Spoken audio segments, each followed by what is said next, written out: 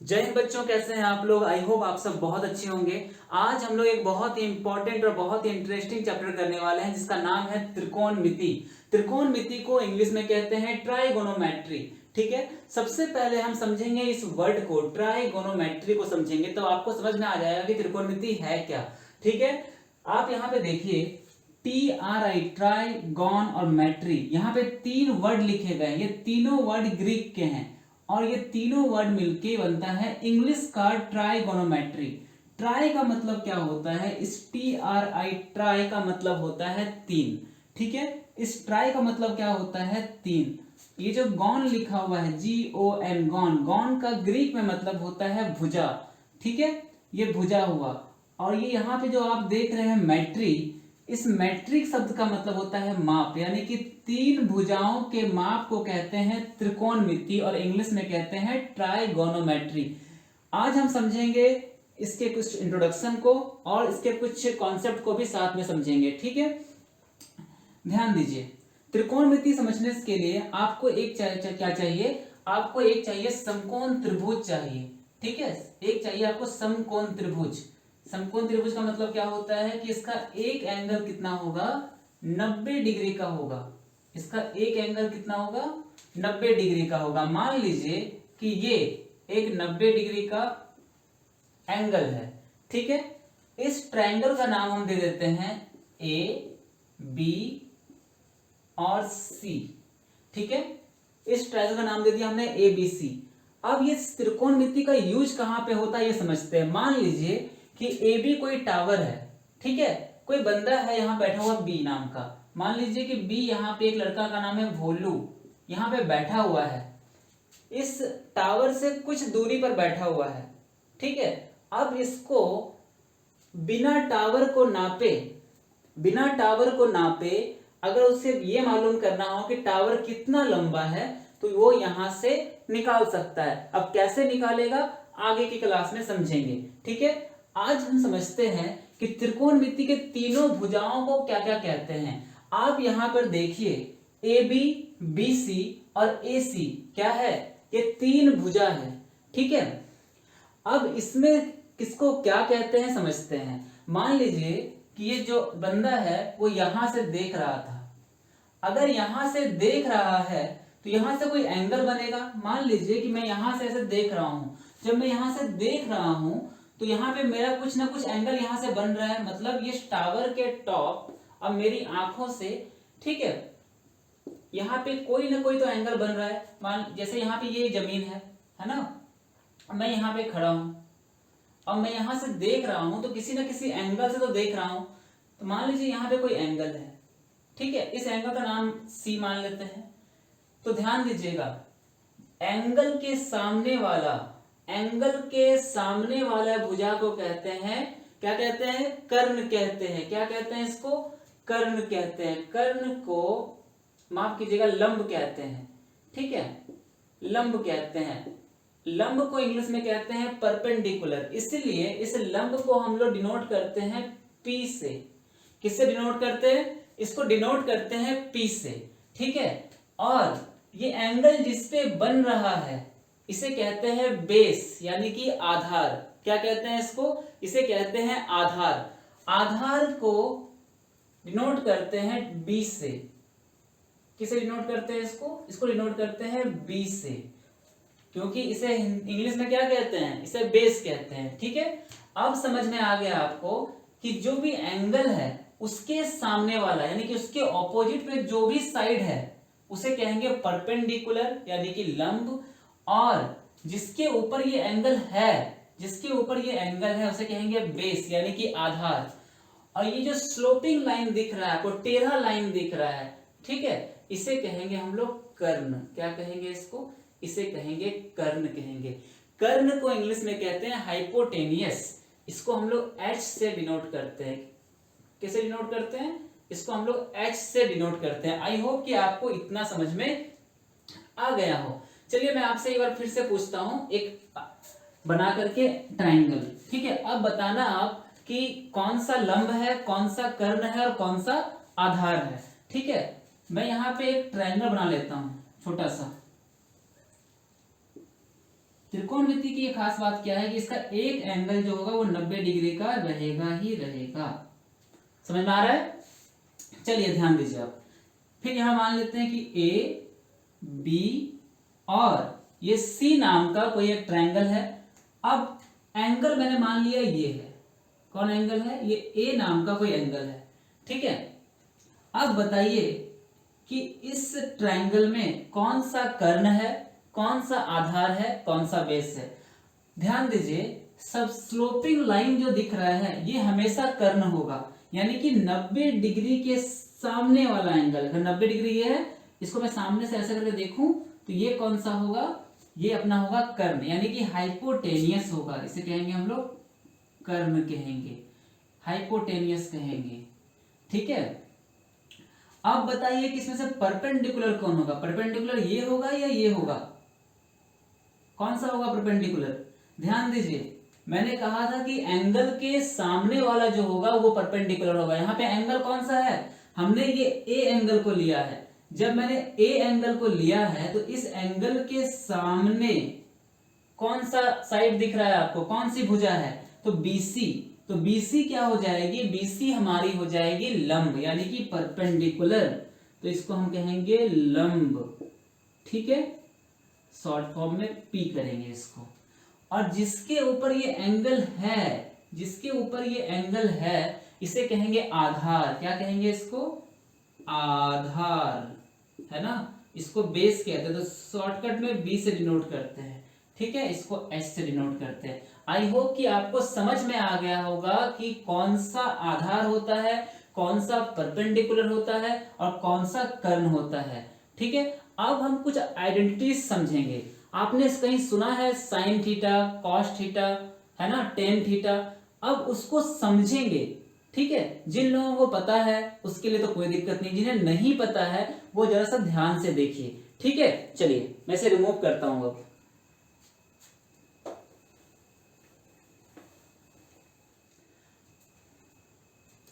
अब यहां पे देखिए, मैं कुछ यहां पे लिख रहा हूं। क्या लिख रहा हूं? SIN, sine. फिर मैं यहां पे लिखता हूं कॉस, और फिर यहां पे मैं लिखता हूं टेन। ठीक है, साइन, कॉस और टेन। साइन, कॉस और टेन के साथ कुछ एंगल रहेगा। ठीक है, इस एंगल का कोई नाम रहेगा। पहले मैं यहां पे क्या करता हूं, आपके लिए एक ट्रायंगल बनाता हूं। फिर से एक 90 डिग्री का ट्रायंगल बनाता हूं। ठीक है, अब आपके अकॉर्डिंग मैं यहाँ पे क्या करता हूँ, ध्यान दो। यहाँ पे ये होगा 90 डिग्री। आपको पता है, मैं बार बार बोल रहा हूँ, इसका एक एंगल तो 90 डिग्री होगा ही होगा। और इस 90 डिग्री के सामने वाला होता है कर्ण। क्या होता है? कर्ण, जिसे हम कहते हैं परपेंडिकुलर। ठीक है, अब मान लो कि मैंने एंगल ये ले लिया। कौन सा एंगल ले लिया? ये। इस ट्राइंगल का एक नाम देते हैं, ए बी और सी। ध्यान देना, सब कुछ एंगल के अकॉर्डिंग हो रहा है। अब मैंने एंगल ले लिया सी। इस सी के अकॉर्डिंग, इस सी के अकॉर्डिंग सामने वाला क्या हो गया? परपेंडिकुलर हो गया। क्या हो गया? परपेंडिकुलर। इस एंगल के साथ जो लाइन है इसे कहेंगे बेस, तो इसको बी से डिनोट करेंगे। और इसके सामने यानी जो टेढ़ा लाइन दिख रहा है आपको, स्लोपिंग तिरछी लाइन दिख रही है, इसके कहते हैं कर्ण। इसे हम लोग एस से डिनोट करते हैं। ठीक है, अब ध्यान देना, कॉस का क्या होता है? कॉस का होता है परपेंडिकुलर बाय हाइपोटेनियस। ये फॉर्मूला है। ठीक है, इसको हम लोग मानते हैं कि परपेंडिकुलर बाय हाइपोटेनियस क्या होता है? वो साइन होगा। सॉरी, कॉस नहीं, साइन होगा। जैसे आपका नाम है राम, श्याम, गीता, सीता, मीता, कुछ भी नाम है, वैसे ही हमने क्या मान लिया कि P बाय एच क्या होगा? वो साइन होगा, यानी कि परपेंडिकुलर बाय हाइपोटेनियस, लंब बाय कर्ण। समझ में आ रहा है आपको? उसके बाद कॉस आता है। कॉस को कहते हैं बेस बाय हाइपोटेनियस। क्या कहते हैं इसको? बेस बाय हाइपोटेनियस, यानी कि B बाय एच। इसे कहेंगे B बाय एच। उसके बाद आता है टेन। टेन को क्या कहेंगे? टेन को कहेंगे perpendicular by base.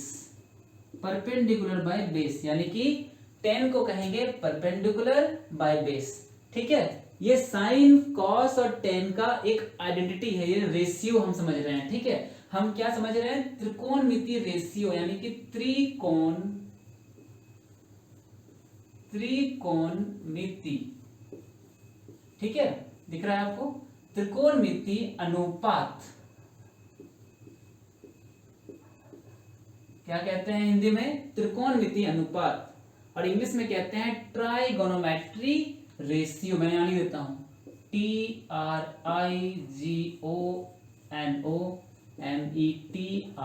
Trigonometry ratio, RATIO।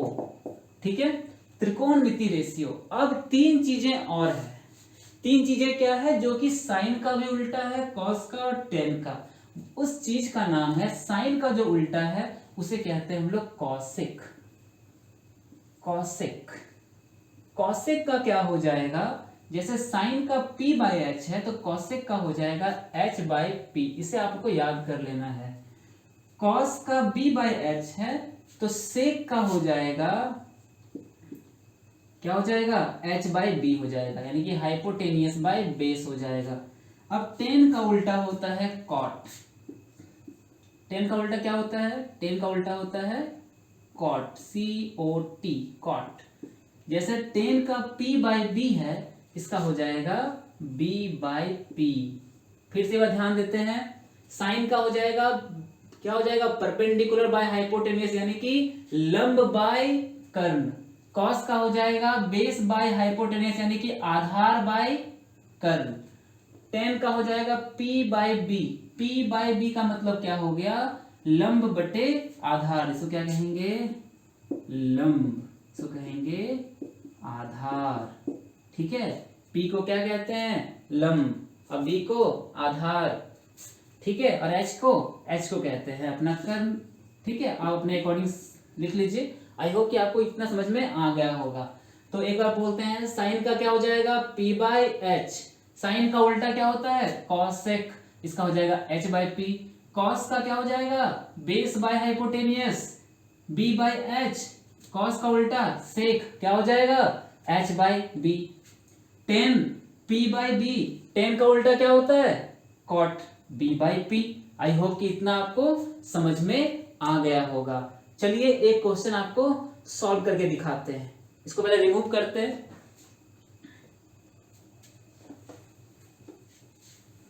अगर आपको समझ में आ रहा है तो एक बार वीडियो को लाइक कर दीजिए और एक अच्छा सा कमेंट कर दीजिए। ठीक है, चलिए अब यहां पे देखते हैं एक क्वेश्चन। ठीक है, क्वेश्चन क्या है, मान लीजिए क्वेश्चन दिया हुआ है, आपके बुक से ही क्वेश्चन है।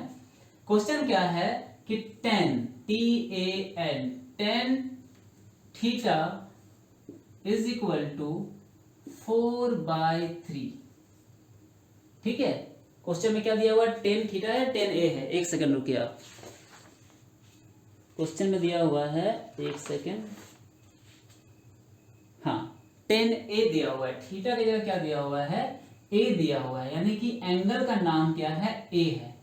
tan A इक्वल टू 4/3 दिया हुआ है। सबसे पहले क्या करेंगे, एक ट्राइंगल बनाएंगे। फिर से ट्राइंगल बनाते हैं छोटा सा।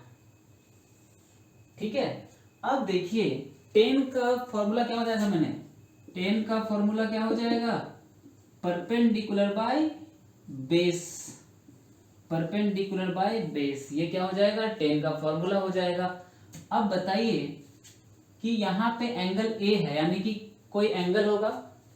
ध्यान दीजिए, जब भी एंगल देगा आप एंगल को यहां लगाइएगा चाहे यहां लगाइएगा, ये तो 90 डिग्री अपना फिक्स होगा। तो A दिया हुआ है, मैं इससे मान लेता हूं A, इसे मान लेता हूं B और इससे मान लेता हूं C, यानी ABC मैंने एक ट्रायंगल मान लिया। अब इसके अकॉर्डिंग देखता हूं tan A क्या होगा, परपेंडिकुलर बाय बेस, यानी कि ये जो दिख रहा है ऊपर वाला ये क्या है, परपेंडिकुलर है, नीचे वाला क्या है, बेस है। ठीक है, तो परपेंडिकुलर कितना हो जाएगा 4, बेस कितना हो जाएगा 3। तो इस एंगल के अकॉर्डिंग बताइए परपेंडिकुलर क्या हो जाएगा, इसके सामने वाला क्या होगा, परपेंडिकुलर होगा, वो कितना हो जाएगा 4। और ये हो जाएगा बेस, इसे 3 मान लेते हैं। ठीक है, चलिए अब इसे सॉल्व करते हैं।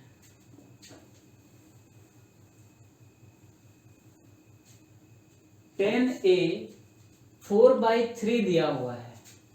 ठीक है, अब देखिए 10a का क्या हो जाएगा 4/3। 4 का कितना है BC और 3 कितना है AB।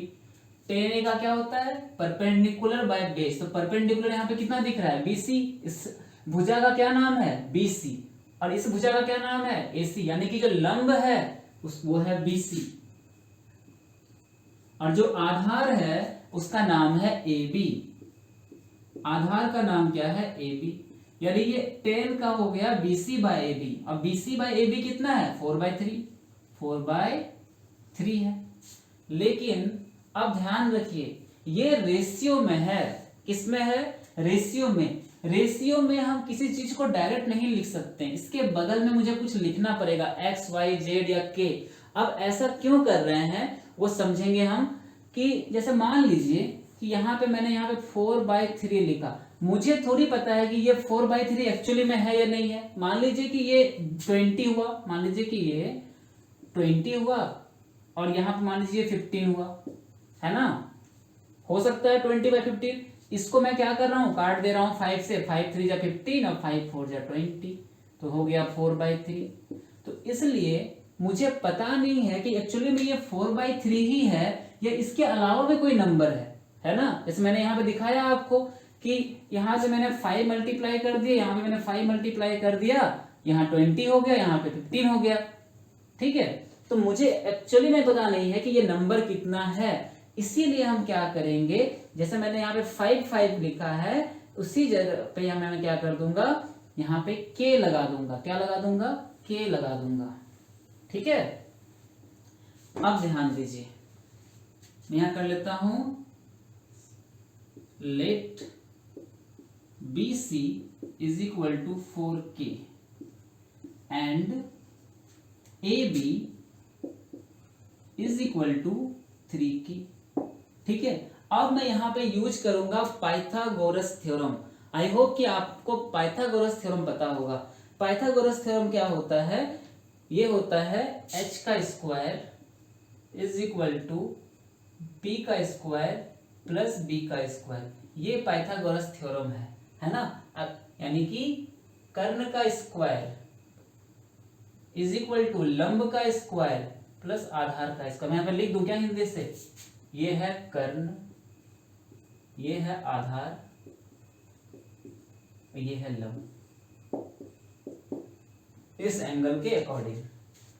ठीक है, चलिए यहां पाइथागोरस थ्योरम के यूज करने से आपको क्या दिया हुआ है, ए बी दिया हुआ है, BC दिया हुआ, क्या नहीं दिया हुआ है AC। AC ये AC क्या है अपना कर्ण है, यानी हाइपोटेनियस है। तो AC का स्क्वायर इज इक्वल टू क्या हो जाएगा BC का स्क्वायर प्लस AB का स्क्वायर। यानी कि अगर मुझे ये निकालना हो, AC निकालना हो, तो मैं क्या करूंगा इसके स्क्वायर को और इसके स्क्वायर को ऐड कर दूंगा। ठीक है, अब ध्यान दीजिए BC कितना है तो 4k का स्क्वायर, AB कितना है तो 3k का स्क्वायर। कितना हो गया 4 का स्क्वायर होता है 16 और यहाँ पे k का स्क्वायर k स्क्वायर, 3 का स्क्वायर होता है 9 और यहाँ पे k है तो k का स्क्वायर। 16 प्लस 9 कितना हो गया 25k स्क्वायर, 25k स्क्वायर। ये कितना है ये AC स्क्वायर है, कितना है AC स्क्वायर है। जब AC स्क्वायर इतना है, ये स्क्वायर खत्म करेंगे तो यहां लग जाएगा रूट, क्या लग जाएगा यहां लग जाएगा रूट 25k स्क्वायर, है ना। जब भी स्क्वायर हटेगा यहाँ पे रूट लग जाएगा। अब ध्यान दीजिए ये 25 का रूट कितना होता है, 25 का रूट होता है 5। ठीक है, 25 का रूट क्या होता है मतलब वर्गमूल कितना होता है 5। अब k स्क्वायर से स्क्वायर हट जाएगा तो k हो जाएगा। ठीक है, तो AC कितना हो गया, AC हो गया अपना 5k। AC कितना निकला अपना 5k निकला है ना, इसे हम लोग k मान भी चल रहे हैं, तो क्या निकला 5k। अब क्वेश्चन में क्या लिखा हुआ था कि 10a 4/3 है, तो फाइंड OTHER अदर रेशियोज। क्या लिखा हुआ है कि अन्य त्रिकोणमितीय रेशियो को ज्ञात करें। ठीक है, अन्य में क्या क्या आ जाएगा देखते हैं।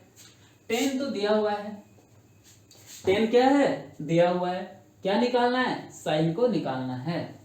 ध्यान दीजिए, हमें साइन निकालना है, कॉस निकालना है, और क्या निकालना है 10 दिया हुआ है ना, तो कॉसेक निकालना है और सेक निकालना है और कॉट निकालना है, यानी कि ये 4 चीजें निकालनी है। अब देखो 10 के साथ अगर एंगल ए है तो सबके साथ एंगल ए ही रहेगा। आई होप कि आपको समझ में आ रहा है, अगर समझ में आ रहा है तो एक बार वीडियो को लाइक कर दीजिए, थैंक यू। ओके, अब ध्यान दीजिए, साइन ए का क्या हो जाएगा आपको पता है, मैंने बताया था साइन ए का होता है perpendicular by hypotenuse, perpendicular by hypotenuse, यानी कि BC by AC, BC by AC। अब ध्यान दीजिए BC कितना है, BC तो दिया हुआ था अपना 4k। अब आता है AC कितना है, AC है 5k, AC कितना है, AC 5k है। अब देखिए यहाँ से k से k कैंसिल हुआ, क्या बच गया अपना 4/5 बच गया। ठीक है, अब ध्यान दीजिए cos